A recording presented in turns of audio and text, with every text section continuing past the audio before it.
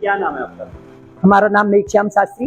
तो कल से नवरात्रों की शुरुआत हो रही है। अमृतसर की बात करें, अमृतसर ये लंगूर उत्सव, लंगूर मेला मनाया जाता है, 10 दिन तक लंगूर मेला बनता है। क्या इसकी इतिहास है, क्या मान्यता है, लोग बच्चों क्यों लंगूर बनाते हैं, इसके बारे में जानकारी दीजिए। देखिए, ये नवरात्रे कल से प्रारंभ हो रहे हैं और जो लंगूर बनते हैं ये बहुत ही यहाँ की प्राचीन प्रथा है। ये हनुमान जी का मंदिर है, बैठी हुई यहाँ पर मूर्ति है और रामायण काल से ये मूर्ति है, बहुत ही प्राचीन है।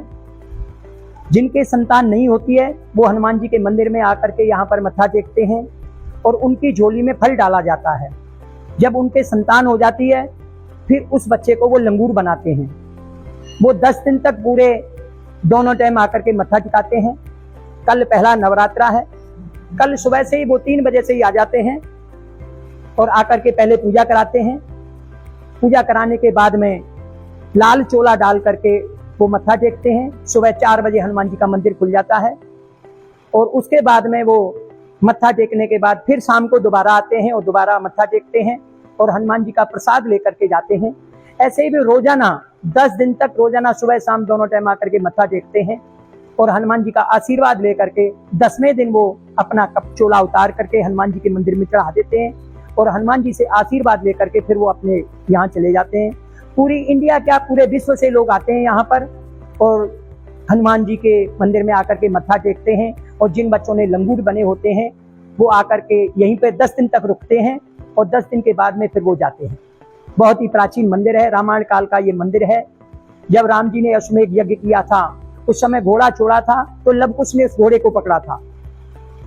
तो यहाँ पर जो वाल्मीकि जी का आश्रम है थोड़े ही पास में है और हनुमान जी यहाँ पर आए हैं तो राम जी की पूरी सेना के साथ लव कुश का युद्ध हुआ है। हनुमान जी ने उनके साथ युद्ध नहीं किया है। जब हनुमान जी ने देखा कि ये कौन है, इतने छोटे छोटे बच्चे हैं और इन्होंने पूरी सेना को परास्त कर दिया है, तो उन्होंने ध्यान लगाकर देखा है तो उन्होंने हनुमान जी ने लव कुश के अंदर और राम जी के दर्शन किए हैं। तो उन्होंने कहा ये तो साक्षात प्रभु का अवतार है, मैं इनके साथ युद्ध नहीं करूंगा।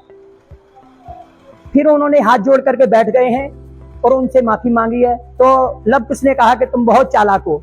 तो लव कुश ने उनको हनुमान जी को यहीं पर वृक्ष से बांध दिया है और तभी से ये बैठी मुद्रा में हनुमान जी की मूर्ति है और कहीं पे भी ऐसी बैठी हुई नहीं है।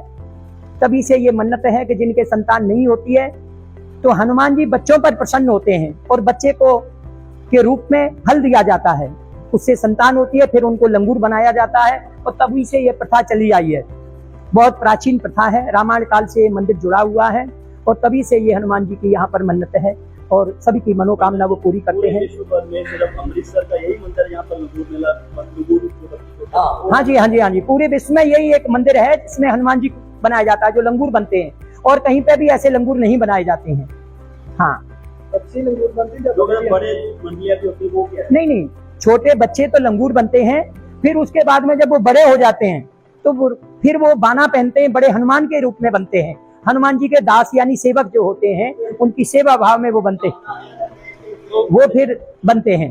मतलब कमेटी उसकी ओर से कैसे हजारों की लाखों की तादाद में श्रद्धालु यहाँ पर आए, कैसे प्रबंध किए जाएंगे? नहीं, कमेटी की पूरी व्यवस्था होती है। यहाँ पे लंगर की व्यवस्था है, रुकने की व्यवस्था है, यहाँ पे धर्मशाला है, फ्री में धर्मशाला है कमेटी की ओर से, वहाँ कोई खर्चा नहीं लगता है।